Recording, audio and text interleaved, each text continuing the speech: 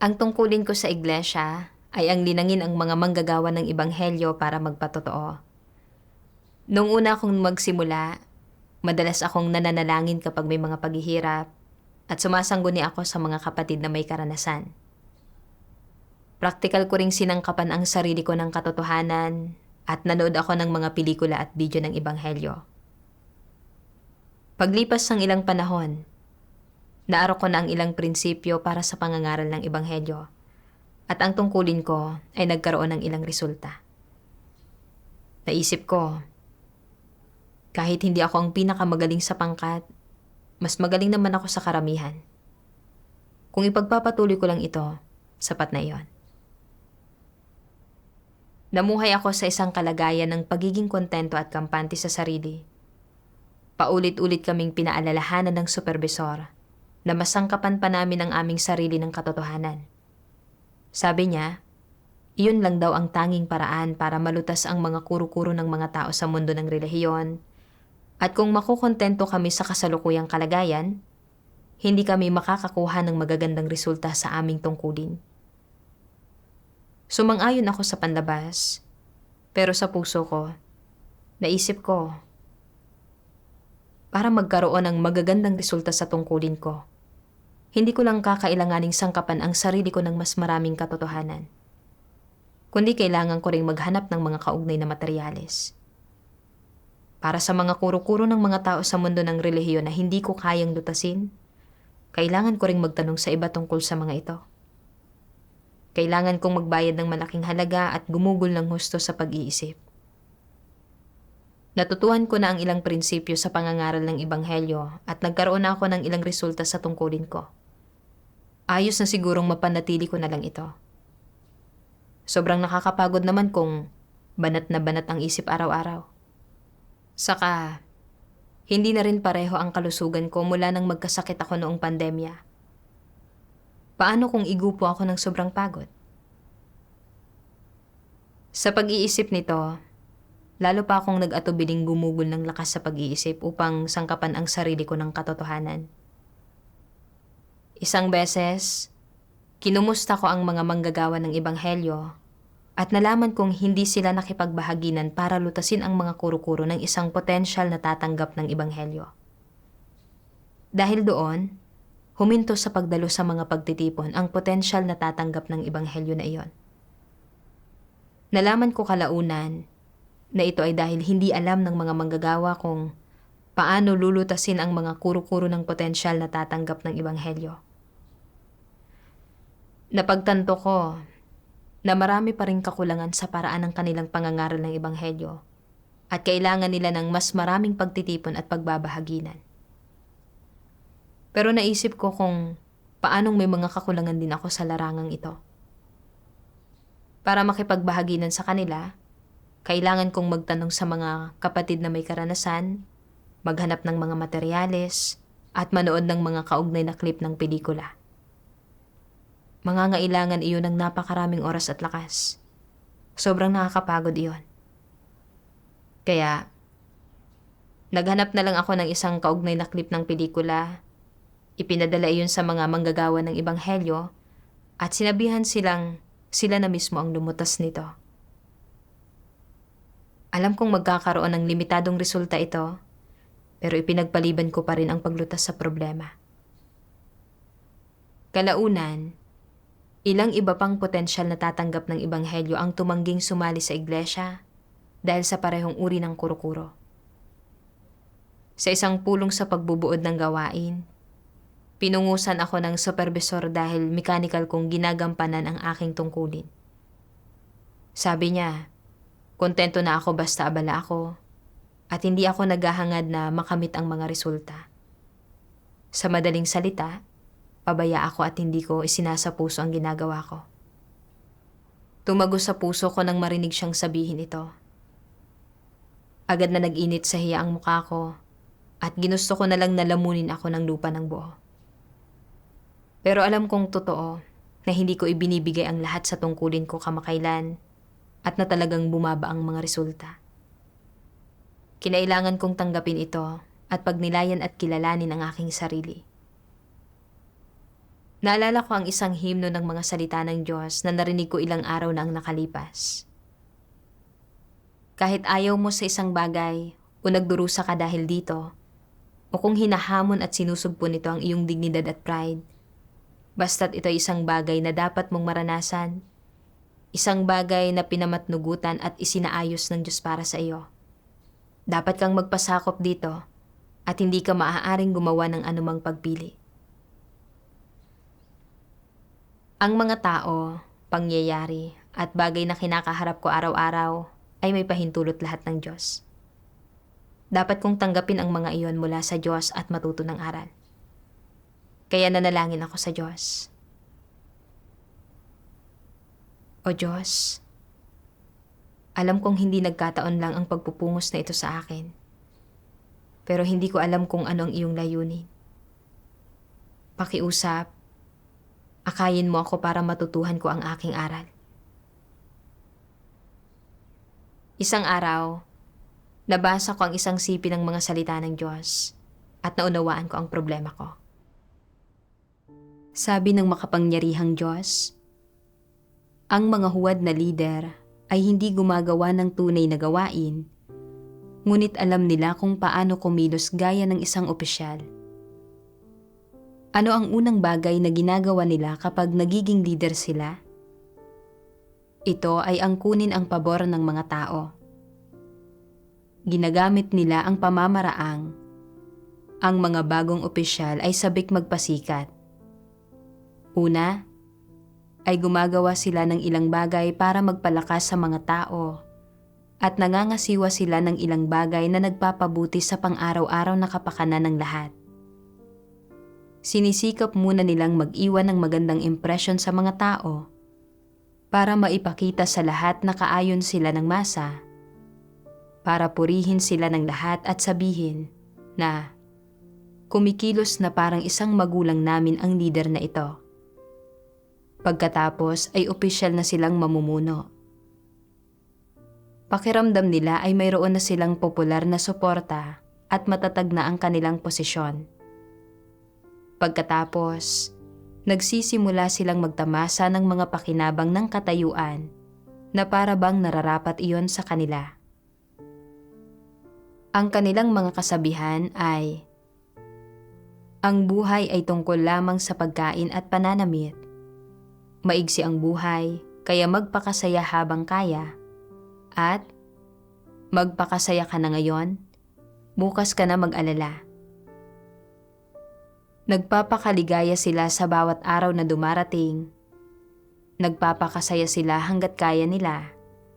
At hindi nila iniisip ang hinaharap, lalong hindi nila isinasaalang-alang kung anong mga responsibilidad ang dapat tuparin ng isang leader at kung anong mga tungkulin ang dapat nilang gawin. Nangangaral sila ng ilang salita at doktrina at ginagawa ang ilang gampanin para magpakitang tao tulad ng nakagawian. Hindi sila gumagawa ng anumang tunay na gawain. Hindi nila tinutuklas ang mga tunay na problema sa iglesia at hindi ganap na nilulutas ang mga iyon. Kaya ano ang silbi ng paggawa nila ng gayong mga paimbabaw na gampanin? Hindi ba't mapandindang ito? Maipagkakatiwala ba ang mahahalagang gampanin sa ganitong uri ng huwad na lider? Naaayon ba sila sa mga prinsipyo at kondisyon ng sambahayan ng Diyos sa pagpili ng mga lider at manggagawa? Hindi. Walang anumang konsensya o katwiran ang mga taong ito. Wala silang anumang pagpapahalaga sa responsibilidad. Subalit nais pa rin nilang magkaroon ng posisyon bilang opisyal na maging isang lider sa iglesia. Bakit masyado silang walang kahihiyan? Para sa ilang taong may pagpapahalaga sa responsibilidad, kung mahina ang kanilang kakayahan, hindi sila maaaring maging lider. Lalo pa ang mga taong walang silbi na wala talagang pagpapahalaga sa responsibilidad. Lalong hindi sila kalipikadong maging mga lider. Gaano ba katamad ang gayong mga matakaw at batugang huwad na lider? Kahit may natuklasan silang issue at alam nila na issue ito, Hindi nila ito sineseryoso at hindi pinapansin. Napaka-iresponsable nila. Bagamat magaling silang magsalita at tila may kaunting kakayahan, hindi nila kayang lumutas ng iba't ibang problema sa gawain ng iglesia na humahantong sa pagkahinto ng gawain. Patuloy na nagkakapatong-patong ang mga problema, pero hindi inaabala ng mga lider ang kanilang sarili sa mga ito at iginigiit na isagawa ang ilang mababaw na gampanin gaya ng nakagawian na. At ano ang resulta sa huli? Hindi ba't ginugulo nila ang gawain ng iglesia? Hindi ba't sinisira nila iyon? Hindi ba't nagsasanhi sila ng kaguluhan at kawalan ng pagkakaisa sa iglesia? Ito ang hindi maiiwasang kalalabasan. Inilalantad ng Diyos na kapag kahahala lang ng mga huwad na lider, gagawa sila ng ilang gawain para lang magpakitang tao upang makuha ang paghanga at pabor ng mga tao. Kapag nakamit na nila ang layunin nila, nagsisimula na silang magpakasasa sa kaginawahan ng laman. Nagiging pabaya at iniraraos na lang ang kanilang tungkulin. Kahit sa mga pagtitipon, puro salita at doktrina lang ang sinasabi nila nang wala namang nalulutas na anumang totoong problema. Nagiging sanhi ito ng pagkakagulo-gulo sa gawain ng iglesia at walang nagiging resulta ang anumang item ng gawain. Talagang kinasusuklaman ng Diyos ang mga huwad na lider. Naisip ko kung paanong, nung una kong sinimulan ang tungkuling ito, handa akong magdusa at magbayad ng halaga para makuha ang paghanga ng lahat. Pero pagkaraan ng ilang panahon, nang nagkaroon ng kaunting pagbuti ang gawain, hindi ko na ginustong mag-isip ng husto o magtiis pa ng matinding pagod para sangkapan ang sarili ko ng katotohanan at lutasin ang mga paghihirap at problemang kinakaharap ng mga kapatid sa pangangaral ng Ebanghelyo. Sa halip, ginawa ko kung saan ako makakaiwas sa abala. Kung minsan, ipinapadala ko na lang sa mga manggagawa ng Ebanghelyo ang isang kaugnay na klip ng pelikula at hinahayaan silang lutasin ng mag-isa ang mga kuro-kuro ng mga potensyal na tatanggap ng Ebanghelyo. Ako pala ang tipo ng huwad na lider na binabanggit ng Diyos na gumagawa lang para magpakitang tao. Namumuhay ako ayon sa mga satanikong lason tulad ng ang buhay ay tungkol lamang sa pagkain at pananamit. Magpakasaya ka na ngayon, bukas ka na mag-alala, at tratuhin mong mabuti ang sarili mo. Naniwala ako na sa buhay, dapat marunong magpakasaya ang mga tao, mamuhay para sa kasalukuyan, at maging masaya sa sandaling ito. Naisip ko na masyadong malupit sa sarili ko kung araw-araw akong magdurusa na hindi sulit mamuhay ng ganito. Dahil kontrolado ng mga kaisipan at pananaw na ito, naging pabaya at napariwara ako at napakadali kong makontento at maging kampante. Gusto kong umasa na lang sa mga dati kong nagawa, gaano man kaliit, at ayaw kong magdusa ang laman ko kahit kaunti. Naalala ko noong nag-aaral pa ako. Noong una, handa akong magbayad ng kaunting halaga para makapasok sa isang magandang unibersidad. Pero sa sandaling bumuti ng kaunti ang mga grado ko, nakontento na ako. Hindi ko na ginustong magsumikap sa pag-aaral, kaya nagsimula akong matulog hanggang tanghali at hindi na seryosohin ang mga takdang aralin ko. Sa huli, hindi man lang ako nakapasok sa isang ordinaryong unibersidad. Pagkatapos kong manampalataya sa Diyos, ganoon pa rin ako. Sa sandaling magkaroon ng anumang resulta ang tungkulin ko, humihinto na ako sa pagsusumikap na umunlad. Pakiramdam ko, sapat na ang mga katotohanang prinsipyong naunawaan ko, at kapag may libreng oras ako, hindi ko na ginustong mag-aral pa. Kapag nakakaranas ang mga manggagawa ng Ebanghelyo ng mga paghihirap at problema na kailangang lutasin, sinusubukan ko lang na matapos agad ang mga ito at nagiging pabasta-basta ako hanggat kaya ko. Napakatamad ko at napakatuso. namumuhay ng walang anumang integridad o dignidad. Wala akong silbi. Ngayon, bumababa na ang mga resulta ng tungkulin ko. Ito ay pagtatago ng Diyos ng kanyang mukha sa akin. Kung hindi ako magbabago, mabubunyag at matitiwalag ako sa huli. Itinaas ako ng Diyos sa pamamagitan ng pagpapahintulot sa aking gawin ang tungkuling ito. Ang layunin niya ay para sangkapan ko ang aking sarili ng mas maraming katotohanan at magdala ng mas maraming tao sa harap niya. Isa itong pagkakataon para sa akin na maghanda ng mabubuting gawa sa tungkulin ko. Pero hindi ko alam kung ano ang makabubuti sa akin at isinaalang-alang ko lang ang aking laman. Hindi ko man lang tinupad ang pinakapangunahing mga responsibilidad ko. Nakapanlulumo ang pamumuhay ko. Gusto ko na lang sampalin ang sarili ko. Pagkatapos, nanalangin ako sa Diyos. O Diyos, lubha akong ginawang tiwali ni Satanas. Hindi ko na ginustong mamuhay ayon sa mga satanikong pananaw. Pakiusap, akayin mo po ako na maghimagsik laban sa aking laman. Pagkatapos niyon, naghanap ako ng mga kaugnay na materyales at tinalakay namin ng mga manggagawa ng Ebanghelyo kung paano hakbang-hakbang na makikipagbahaginan para malutas ang mga tanong ng mga potensyal na tatanggap ng Ebanghelyo. Sa huli, nalutas ang kanilang mga kuro-kuro at tinanggap nila ang gawain ng Diyos sa mga huling araw. Sa pakikipagtulungan ng ganito, naramdaman ko ang kapayapaan at kapanatagan sa puso ko. Ito ang pakiramdam ng tunay na paggawa ng tungkulin. Hindi lang bumuti ang mga resulta ng tungkulin ko, kundi ang mas mahalaga, sa pamamagitan ng aktwal na paghahanap sa katotohanan para malutas ang mga isyong ito. Naramdaman ko ang pamumuno ng Diyos.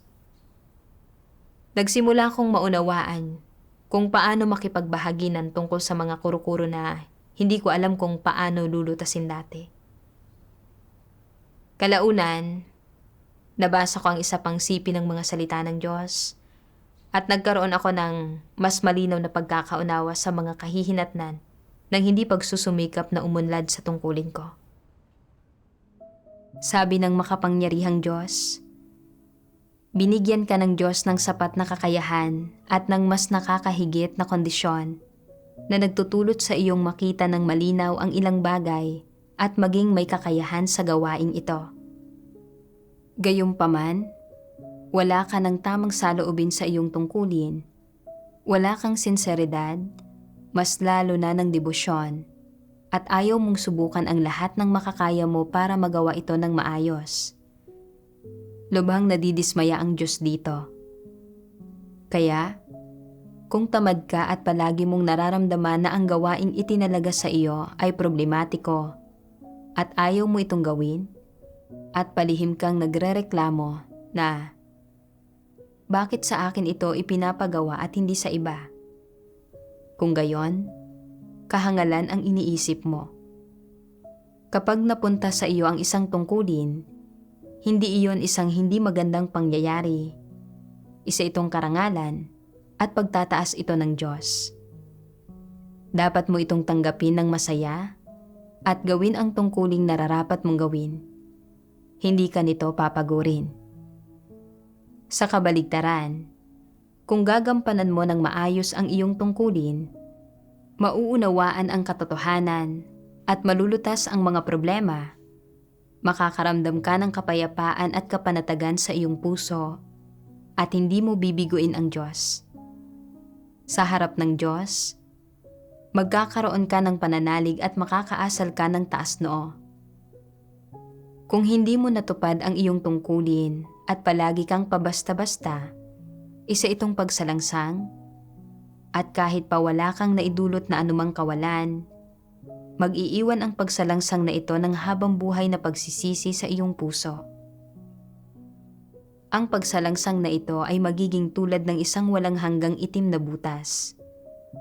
Sa tuwing maiisip mo ito, makakaramdam ka ng pasakit at pagkabalisa, isang pighati na tumatagos sa puso. Hindi lang sa hindi ka magkakaroon ng kapayapaan o kagalakan, kundi sa kabaligtaran, sasamahan ka ng pasakit ng pagsisisi at pagpapahirap sa buong buhay mo at hindi na ito kailanman mabubura. Hindi ba't isa itong walang hanggang pagsisisi? At paano naman mula sa perspektiba ng Diyos? Ginagamit ng Diyos ang mga katotohanang prinsipyo para ilarawan ang usaping ito. Kaya ang kalikasan nito ay higit na mas malubha kaysa sa nararamdaman mo. May ilang tao na tila may pagpapasakop sa paggawa ng kanilang tungkulin. Ginagawa nila kung anuman ang isinasaayos ng ang itaas. Pero kapag tinanong sila, pabasta-basta mo bang ginagawa ang tungkulin mo? Ginagawa mo ba ito ayon sa mga prinsipyo? Wala silang maibigay na tiyak na sagot. Sasabihin lang nila, ginagawa ko ang mga itinatagubili ng ang itaas at hindi ako nangangahas na magwala sa paggawa ng masasamang gawa. Kapag tinanong kung natupad ba nila ang kanilang responsibilidad, sinasabi nila, bueno, ginagawa ko naman ang dapat kong gawin. Palagi silang may ganitong uri ng saloobin sa paggawa ng tungkulin nila. Walang pagmamadali at walang pakialam. Bagamat walang lumitaw na kapansin-pansing problema, kung susukatin ayon sa mga katotohanang prinsipyo, ang paggampan nila sa tungkulin nila ay hindi epesyente at hindi pasok sa pamantayan. Pero wala silang pakialam. Kumikilos pa rin sila sa pabasta-bastang paraan tulad ng ginawa nila noon, at ganoon pa rin sila kapasibo pagdating sa mga bagay na dapat silang mag-inisyatiba. Hindi sila nagbago kahit kaunti. Hindi ba't sila ay walang kahihiyang matigas ang ulo? Palagi nilang pinapanatili ang saloobing ito. Maaaring mayroon kang 1,000 mahuhusay na plano, ngunit mayroon akong sariling mga panuntunan. Ganito lang talaga ako. Tingnan natin kung ano ang magagawa mo sa akin. Ito ang saloobin ko. Wala silang nagawang napakalaking panlilinlang o kasamaan, ngunit kakaunti rin ang mabubuting gawa na nagawa nila. Anong landas ang masasabi mong tinatahak nila? Mabuti ba ang ganitong uri ng saloobin sa pananampalataya sa Diyos at sa tungkulin ng isang tao? Hindi. Sa aklat ng pahayag sa Biblia, sinasabi ito ng Diyos. Kaya naman sapagkat ikaw ay maligamgam at hindi mainit ni malamig, isusuka kita mula sa aking bibig. Ang pagiging maligamgam, hindi malamig ni mainit, mabuti ba ang ganitong saloobin? Hindi. Mayroon ding sariling mga kalkulasyon sa isip niya ang ganitong uri ng tao. Hanggat hindi ako gumagawa ng kasamaan o nanggagambala sa gawain ng iglesia sa paggampan ng tungkulin ko, hindi ako makukondina. Kung ang paggampan ng maayos sa tungkulin ko ay masyadong nakakapagod at nangangailangan ng labis na pagdurusa, hindi ko ito gagawin. Hindi ko papagurin ang sarili ko, pero hindi rin ako gagawa ng malalaking pagkakamali. Sa ganoong paraan, hindi ako mapapaalis o matitiwalag at mas mabuti pa rin ako kaysa sa mga hindi gumagawa ng tungkulin. Kaya, nananatili akong maligamgam, hindi malamig ni mainit. Ano man ang ipagawa mo sa akin, gagawin ko ito. Pero kung hindi mo sasabihin sa akin na gawin ang isang bagay, hindi ako makikialam. Sa ganitong paraan, hindi ako mapapagod at dagdag pa roon, walang mahahanap na kamalian sa akin ang mga tao. Mahusay ang pamamaraang ito. Mabuti ba ang ganitong paraan ng pag-asal? Hindi. Alam mong hindi ito mabuti, kaya paano dapat magbago ang iyong pagsasagawa? Kung hindi mo kailanman hahangaring lumakad sa landas ng paghahangad sa katotohanan at magpupursigi ka pa ring mamuhay ayon sa mga pilosopiya ni Satanas, kung gayon, tiyak na wala kang pag-asang matamo ang kaligtasan. Matapos basahin ang mga salita ng Diyos, lalo na ang mga salitang, "Kaya naman sapagkat ikaw ay maligamgam at hindi mainit ni malamig, isusuka kita mula sa aking bibig. At kung gayon, tiyak na wala kang pag-asang matamo ang kaligtasan." Kumirot ang puso ko na parang tinutusok ng mga karayom. Naramdaman kong hindi nalalabag ang disposisyon ng Diyos. Kung hindi natin aktibong ibibigay ang lahat sa ating tungkulin, at sa halip ay palaging magpipigil at tatangging magsikap kapag kailangang magbayad ng halaga, at palaging isinasaalang-alang ang ating sariling laman, kung gayon, hindi tayo nagiging sincero o gumagawa ng tunay na gawain. Mapipinsala lang nito ang gawain at mag-iiwan sa atin ng mga pagsalangsang sa harap ng Diyos. Paggawa ito ng masama. Kung hindi ako magsisisi, walang pag-asang maligtas. Nabalisa ang puso ko nang maisip ko ang saloobin ko sa aking tungkulin noong mga panahong iyon. Palagi akong takot na magdusa at mapagod, kaya hindi ako tumuon sa pagsasangkap sa sarili ko ng mga katotohanang prinsipyo. Umasa na lang ako sa mga dati kong nagawa, kontento na sa anumang resultang nakamit ko. Bagamat naging maginhawa para sa laman ko, bumaba ang mga resulta ng tungkulin ko. Walang naging pag-unlad ang mga manggagawa ng ebanghelyo na nililinang ko, at maraming potensyal na tatanggap ng ebanghelyo ang hindi agad nakalapit sa harap ng Diyos. Ang pinsalang naidulot ko sa gawain ay isang bagay na hindi ko kailanman mapupunan. Sa tuwing naiisip ko ito, kumikirot ang puso ko. Pero nagawa na ang pagsalangsang na ito at hindi na mababawi.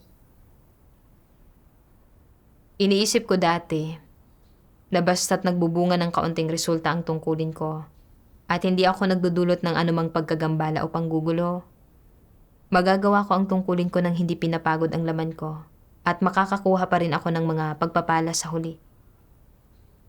Sinusubukan kong makakuha ng malaking gantimpala sa maliit na halaga. Pinipili ang madaling paraan. Napakatuso ko at mapanlinlang. Isa ako sa mga taong walang kahihiyang matigas ang ulo na tinutukoy ng Diyos.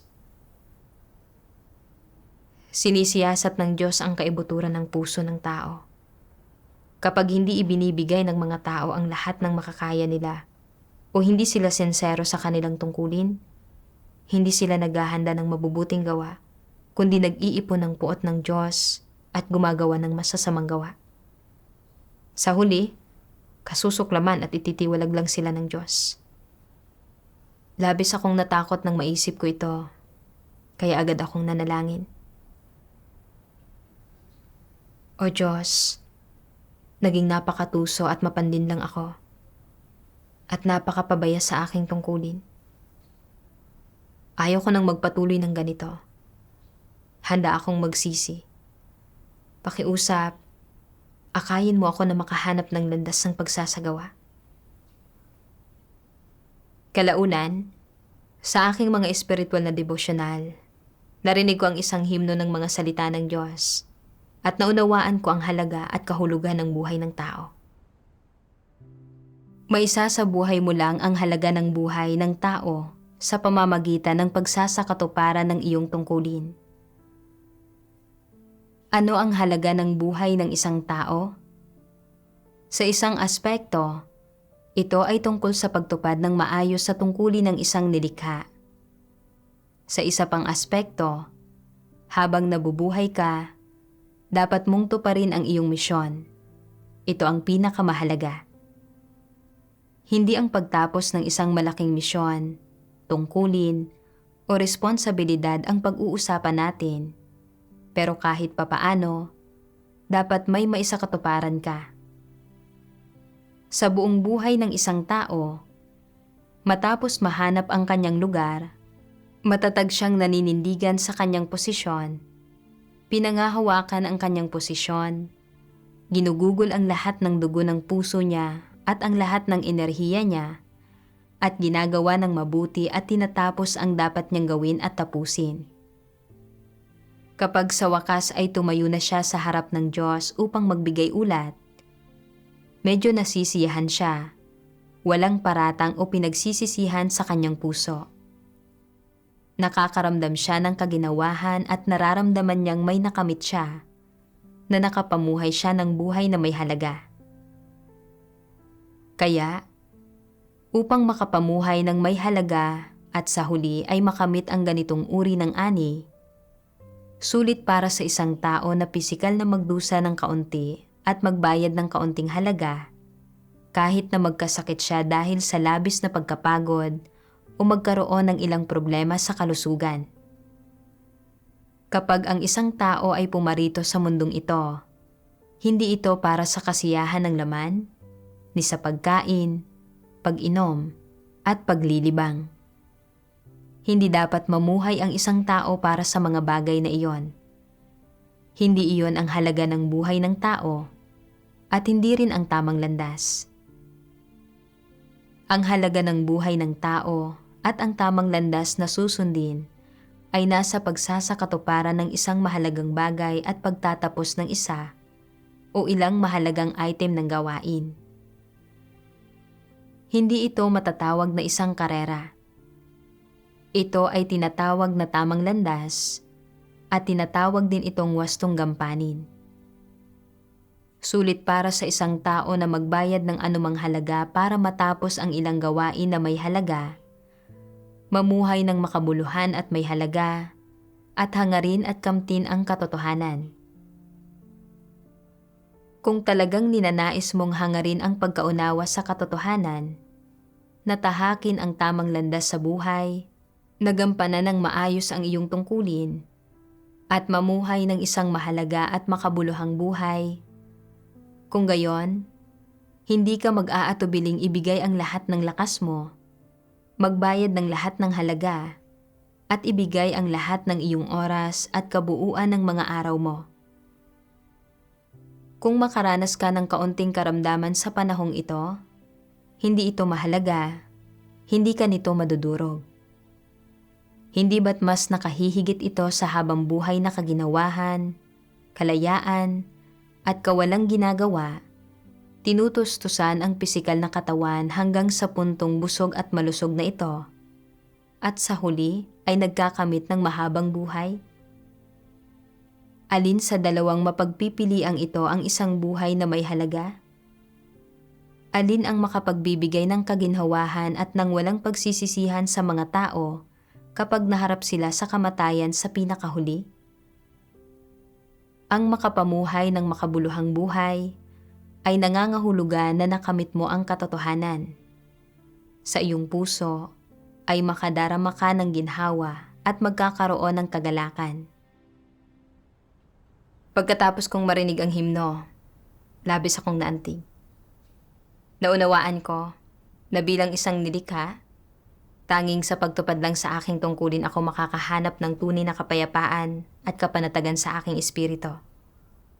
Iyon lang ang makabuluhan at mahalagang paraan ng pamumuhay. Masarap sa pakiramdam ang magpakasasa sa kaginawahan ng laman sa sandaling iyon. Pero pagkatapos, hungkag lang ang pakiramdam. Wala talagang kabuluhan.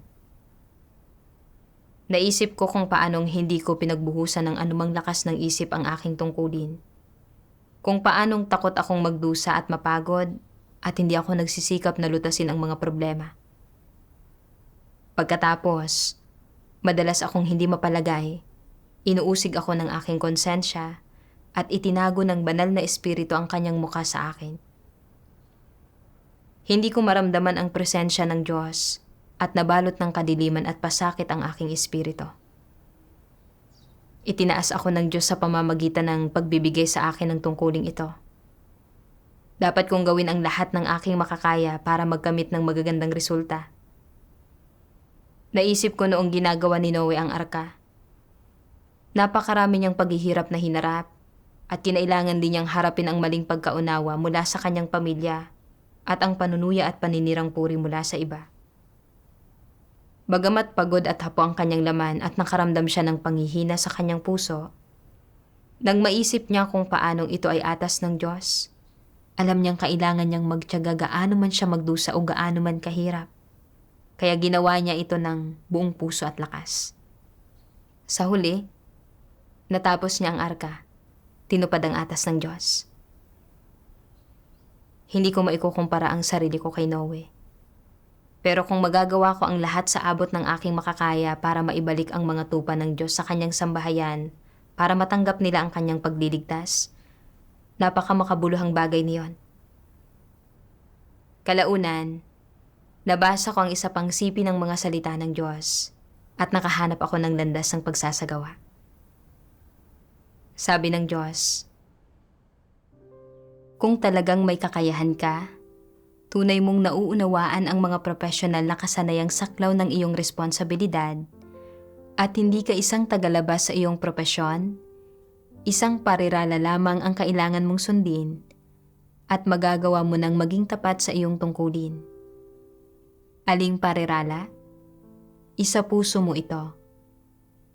Kung isinasa puso mo ang mga bagay-bagay at isinasa puso mo ang mga tao, magagawa mong maging tapat at responsable sa iyong tungkulin. Madali bang isagawa ang pariralang ito? Paano mo ito isasagawa? Hindi ito nangangahulugan ng paggamit ng iyong mga tainga para makinig o ng iyong isipan para mag-isip. Ibig sabihin nito ay paggamit ng puso mo. Kung tunay na magagamit ng isang tao ang puso niya, kapag may nakita ang mga mata niya na isang tao na ginagawa ang isang bagay, kumikilos sa isang paraan, o may partikular na pagtugon sa isang bagay, o kapag naririnig ng kanyang mga tainga ang mga opinyon o argumento ng ilang tao, sa paggamit ng kanyang puso para pagnilayan at pag-isipan ang mga bagay na ito, papasok sa kanyang isipan ang ilang ideya, pananaw, at saloobin. Ang mga ideya, pananaw, at saloobing ito ay magbibigay sa kanya ng malalim, partikular, at tamang pagkaunawa sa tao o bagay na iyon, at kasabay nito, magpapausbong ito ng mga angkop at tamang paghusga at prinsipyo. Tanging kapag may mga pagpapamalas ang isang tao ng paggamit sa kanyang puso, ay nangangahulugan na siya ay tapat sa kanyang tungkulin. Sa totoo lang, hindi naman marami ang hinihingi ng Diyos sa tao.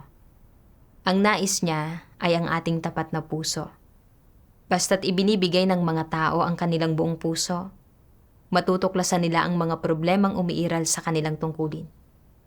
Sa paghahanap at pagninilay sa mga problemang ito, makakahanap sila ng mga paraan para lutasin ang mga ito, at natural na bubuti ang mga resulta ng kanilang gawain. Pero kung hindi ibinibigay ng mga tao ang kanilang buong puso rito, hindi man lang nila mapapansin ang mga problemang nasa harap na nila. Kahit nakabukas ang mga mata nila, wala silang makikita, at lalo lang sasama ang mga resulta ng kanilang tungkulin. Napakahalaga talaga ng pagbibigay ng buong puso sa tungkulin. Naisip ko kung paanong napakarami kong kakulangan noong una akong nagsimula sa tungkuling ito. Pero madalas akong nananalangin, ipinagkakatiwala ang mga paghihirap ko sa Diyos at bumabaling sa Kanya. Sa pamamagitan ng pamumuno ng Diyos, unti-unti kong naarok ang ilang prinsipyo sa paggawa ng aking tungkulin at nagsimulang magkaroon ng kaunting resulta ang gawain. Pero nang nakontento na ako sa kalagayan ng mga bagay-bagay at naging pabaya, na hindi nilulutas ang mga problemang natuklasan ko, patuloy na bumaba ang mga resulta ng tungkulin ko. Sa huli, wala akong nagawa kundi ang pagmasdan na isa-isang nawawala ang mga potensyal na tatanggap ng Ebanghelyo. Nakita ko na ang hindi pagbibigay ng buong puso sa tungkulin ko ay talagang nakapipinsala sa iba at sa aking sarili. Mula noon, Sinimulan kong isa-isang isulat ang mga problema sa aking gawain at ibinigay ko ang aking buong puso sa pagninilay sa mga ito. Kung issue ito na may kinalaman sa saloobin ng isang manggagawa ng ebanghelyo sa kanyang tungkulin, naghahanap ako ng mga kaugnay na salita ng Diyos para makipagbahaginan sa kanila tungkol sa mga ito. Kung tungkol ito sa paglutas sa mga kuro-kuro ng isang potensyal na tatanggap ng ebanghelyo, naghahanap ako ng mga kaugnay na materyales. Kung may bagay akong hindi nauunawaan, nagtatanong ako sa aking mga kapatid at pagkatapos ay nakikipagbahaginan sa mga manggagawa ng ebanghelyo para pag-usapan kung paano tutugunan ang kanilang mga kuro-kuro. Sa pagsasagawa ng ganito, labis na napanatag ang puso ko. Bagamat nakakahiya noon ang maranasan ang pagpupungos na ito, itinulak ako nito na lumapit sa harap ng Diyos at pagnilayan ang aking saloobin sa aking tungkulin. Sa pagkain at pag-inom ng mga salita ng Diyos, nagkaroon ako ng kaunting pagkaunawa sa pinagmulan ng aking pagpapakasasa sa laman. At natutuhan ko na sa pagtupad ng maayos sa tungkulin, sakalang makakahanap ng tunay na kapayapaan at kagalakan ang isang tao. Salamat sa Diyos.